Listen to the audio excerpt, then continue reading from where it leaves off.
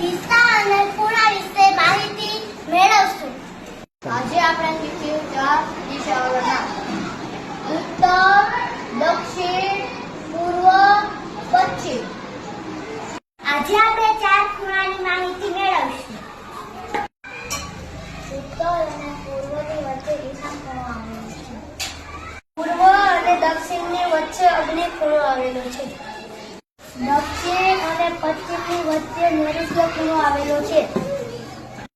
ઉત્તર અને પશ્ચિમની વચ્ચે વાયવ્ય ખૂણો આવેલો છે. 3 ઋતુ શિયાળો, ઉનાળો, ચોમાસું. 3 ઋતુની 6 પેટા ઋતુ.